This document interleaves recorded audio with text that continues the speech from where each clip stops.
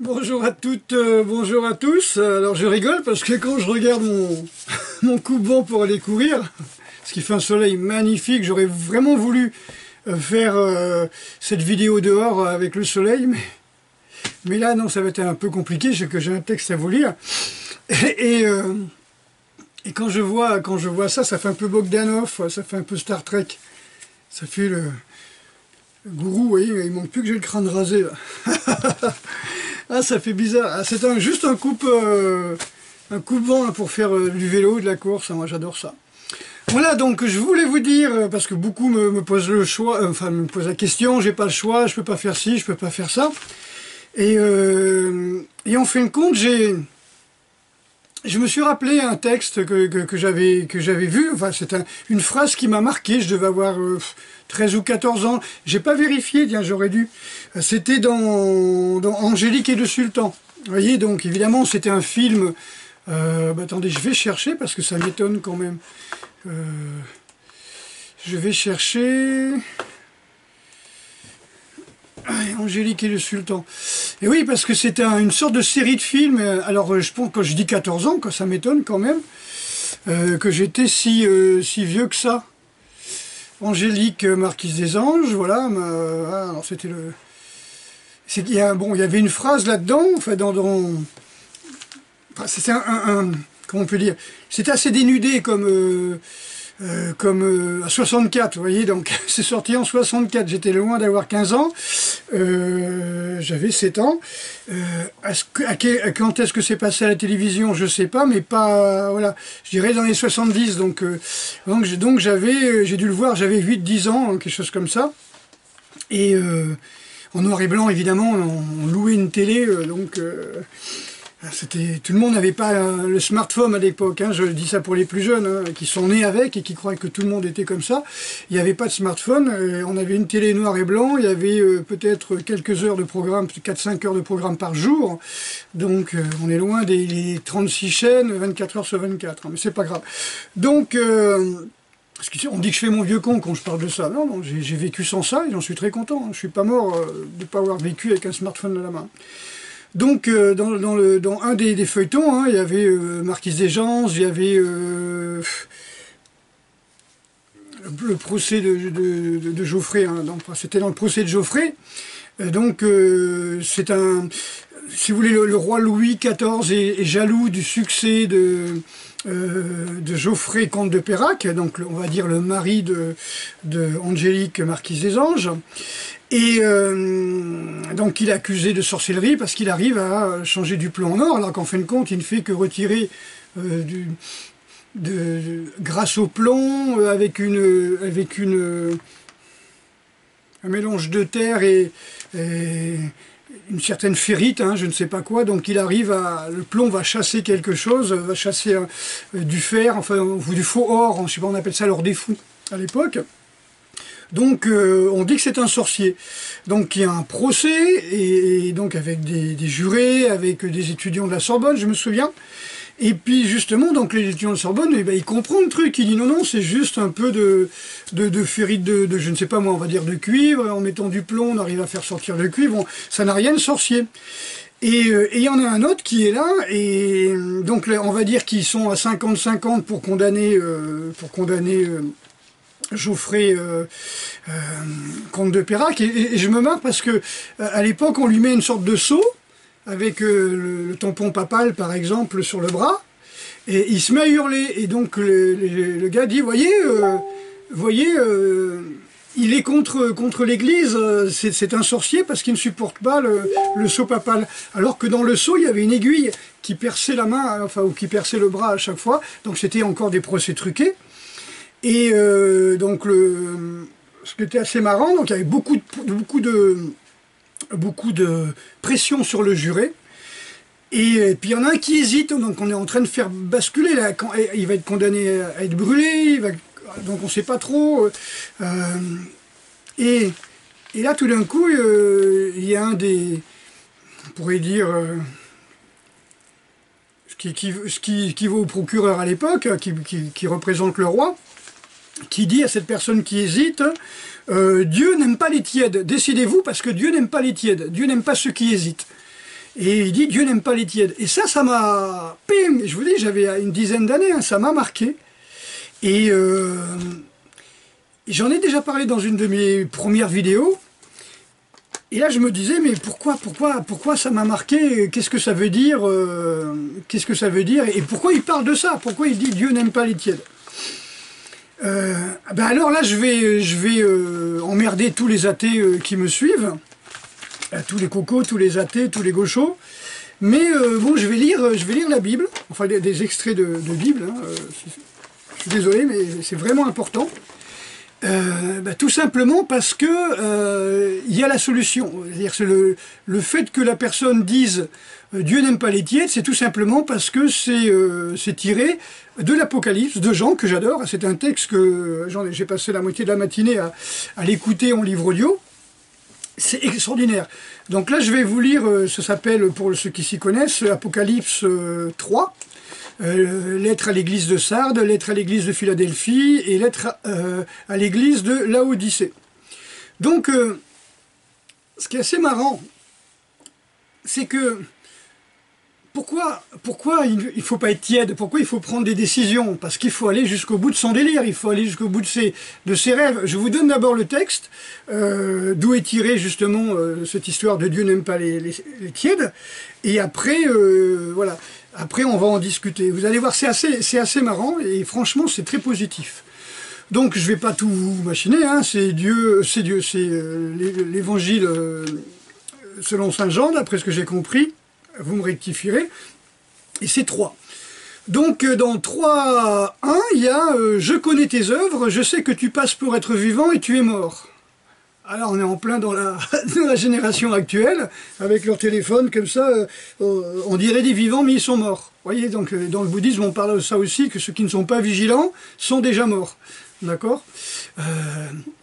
Donc, tiens, toujours l'Apocalypse 3.2, 3.2, « Sois vigilant et affermis le reste qui n'est pas près de mourir ». C'est dingue. Affermis le reste qui est près de mourir, car je n'ai pas trouvé tes œuvres parfaites devant mon Dieu. En gros, il dit, sois vigilant, comme dans les textes de Bouddha, hein, les fleurs de Bouddha. Il dit, sois vigilant et affermis le reste qui est près de mourir. Ça veut dire que tu n'es pas encore mort, donc que tu peux quand même t'en sortir en étant vigilant. Raffermis-toi, c'est ce que je dis, prenez des douches froides, faites du jeûne intermittent, faites du footing un petit peu tous les matins, faites des pompes, faites des planches, vous savez, du gainage. Mais bougez, bordel, bougez. Et là, c'est extraordinaire ce qu'il dit. Sois vigilant et affermis le reste qui est près de mourir. Ça veut dire que tu es en train de tomber, tu es sur la planche savonneuse, mais tu peux quand même ralentir la chute, quoi. Il faut se raffermir, il faut le bain mou avec le verre de whisky, le dafalgan, paracétamol ou autre bousilleur de neurones, tu prends pas, tu vois. Tu prends la douche froide, c'est mieux qu'un café, un whisky, une clope, tous les excitants, hein. On sait très bien, par exemple, que les gens, quand ils sont épuisés, ils vont être encore plus attirés vers la barbaque parce qu'il y a des hormones de stress qui vont les stimuler à l'intérieur. Quand on tue l'animal, l'animal est choqué en voyant ses congénères se faire égorger, et lui-même, en étant tué, il envoie des hormones de stress qui sont des excitants, hein, qui normalement leur dit « fuis, fous le camp, cours ». Mais bon, quand on a passé 6 mois de sa vie dans je sais pas moi, dans 3 mètres carrés, ou 1 mètre carré, ou 2 mètres carrés, et qu'on n'a jamais marché, on peut pas fuir. 3/4 des gens, les gens, ils amènent les vaches à l'abattoir, ils tiennent à peine sur leurs pattes. Mais ils ont des hormones de stress pour foutre le camp, d'accord, pour pouvoir se tirer. Et donc, on les abat à ce moment-là, le sang est bourré d'hormones de stress, et quand l'épuisé moyen, là, qui enrichit son patron, il est complètement épuisé, il va manger cette barbaque, et il va être plein d'hormones de stress. Oui, pour aller bosser. Lui, c'est pas pour sauver sa vie, c'est pour de l'argent. Donc, sois vigilant et affermis le reste qui est près de mourir. Ça veut dire qu'il ne faut pas se laisser mourir, quoi.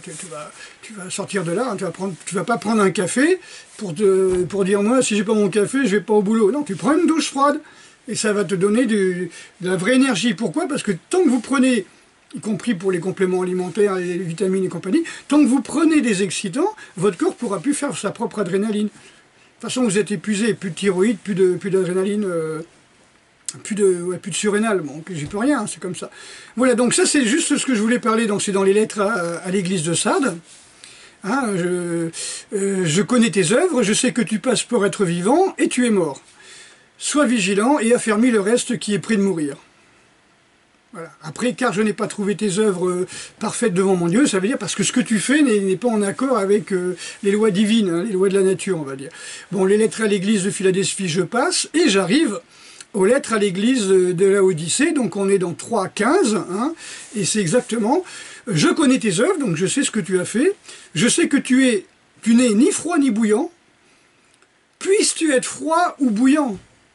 Ça veut dire, je sais que tu es tiède, tu n'es ni pour ni contre, tu sais pas trop, bof. Mais voilà, ce serait bien que tu sois ou bien froid ou bien bouillant, mais que tu fasses quelque chose, quoi. Merde, quoi, bouge ton cul, quoi. Ainsi, parce que tu es tiède et que tu n'es ni froid ni bouillant, je te vomirai de ma bouche.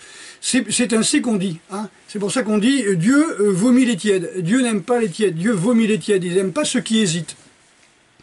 Parce que tu dis, je suis riche et je me suis enrichi, et je n'ai besoin de rien, parce que tu ne sais pas que tu es malheureux, misérable, pauvre et aveugle et nu. Voilà, en gros, c'est le gars, il est tiède, il est ni chaud, ni froid, ni bouillant.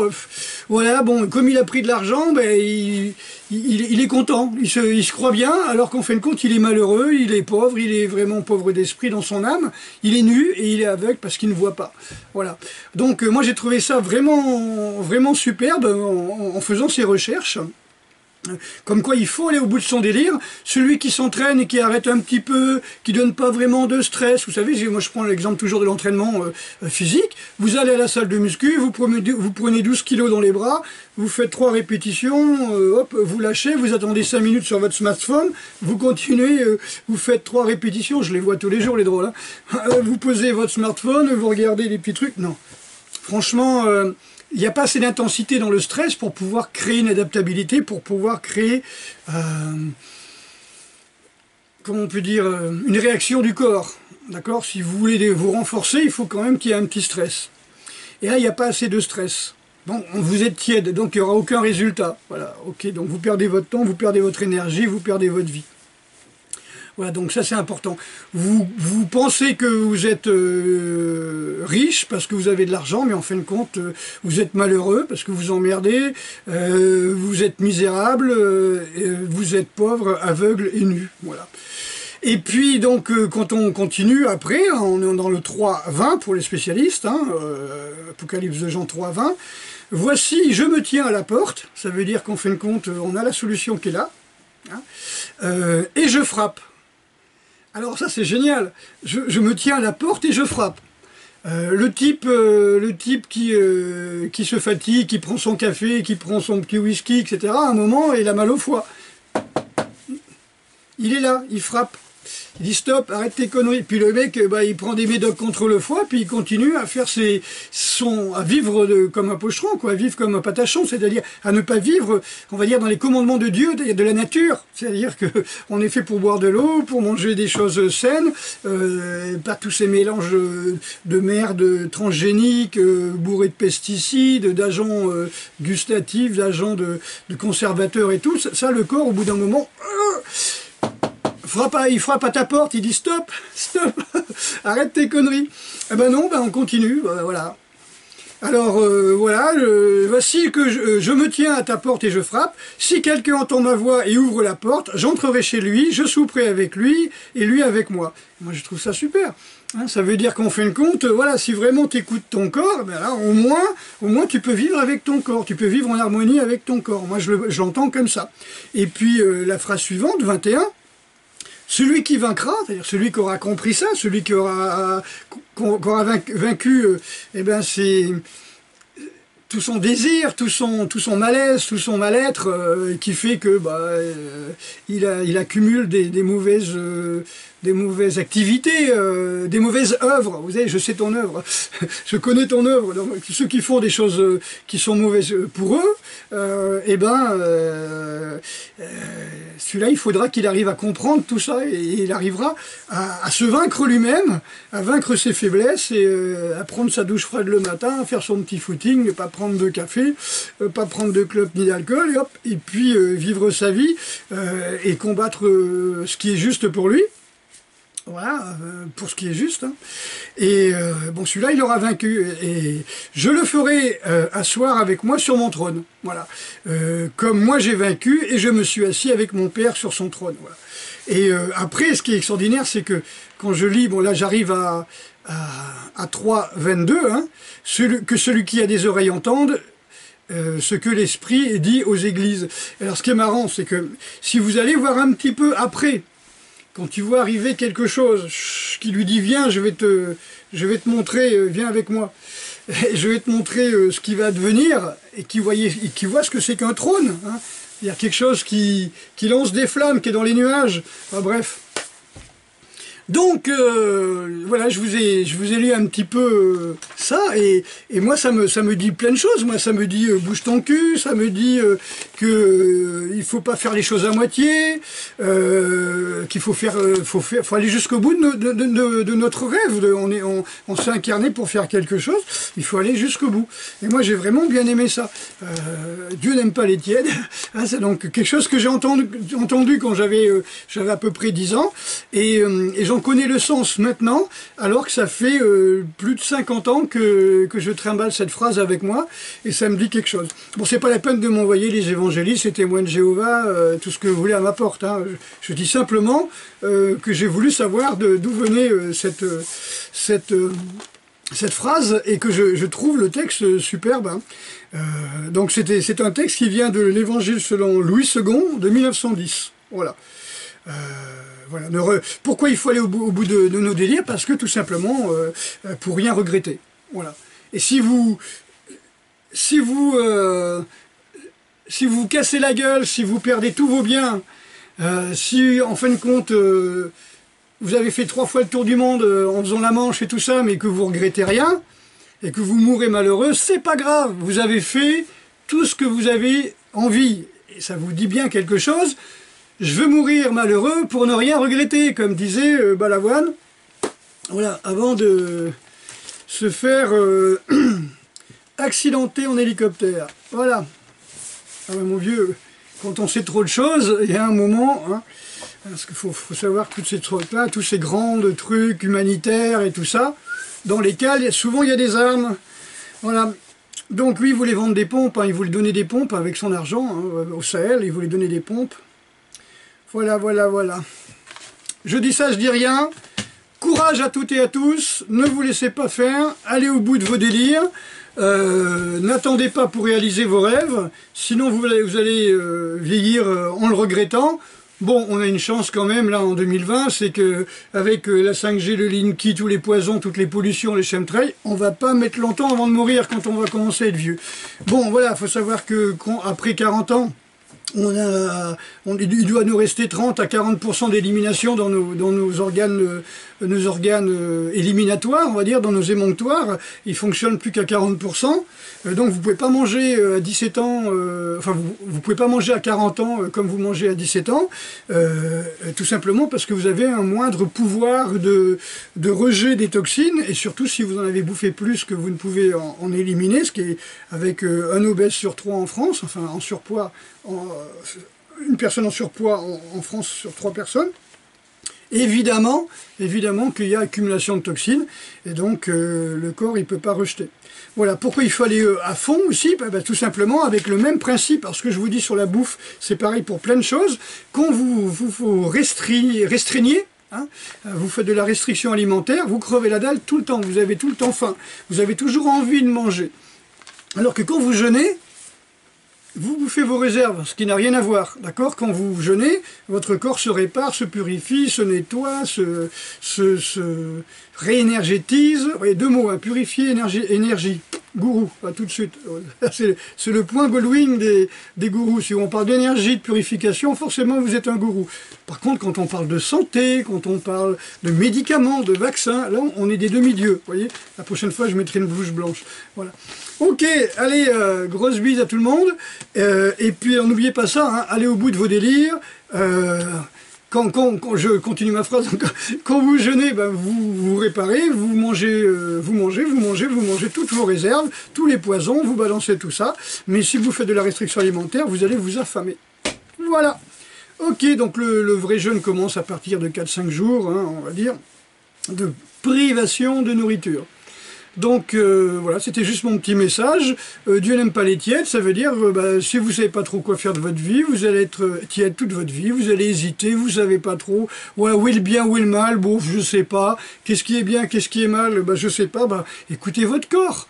Vous allez vite voir, vous allez atteindre une telle sensibilité que simplement l'idée même d'aller par exemple, boire un coup, ou fumer une cigarette, ou faire une connerie, hop, déjà le corps il va réagir. Vous voyez, c'est comme un petit peu l'alcoolique qui fait un coma éthylique, un mauvais coma, hein, où il peut y passer simplement avec l'idée d'aller boire un coup avec les copains. Ouais, il arrive, il dit tiens je vais aller boire un coup, il commence à saliver, il prend sa veste et tout qui tombe sur le palier mort. Voilà, donc ça c'est des choses qui arrivent, hein, en alcoolologie on vous le dit, l'idée même, hein, ce qu'il dit d'ailleurs aussi dans cette Bible, quelque part, je ne sais pas où, il est dit que l'idée même de tromper son voisin avec sa femme, hein, l'idée même de tromper, ou de tromper notre propre femme avec la femme du voisin, déjà équivaut à un péché, c'est-à-dire un manquement. Un péché, c'est manquer la cible. Ok, je vous ai déjà expliqué tout ça. N'hésitez pas dans les commentaires. Donc, ne vous inquiétez pas, je suis pas devenu un prêcheur. Je dis simplement, voilà, que j'ai trouvé ça génial. Et c'est quelque chose qui marche avec moi depuis plus de 50 ans et que j'ai gardé à l'esprit. Et maintenant, ben voilà. Ne soyez pas tiède. Ok? Allez, à très bientôt.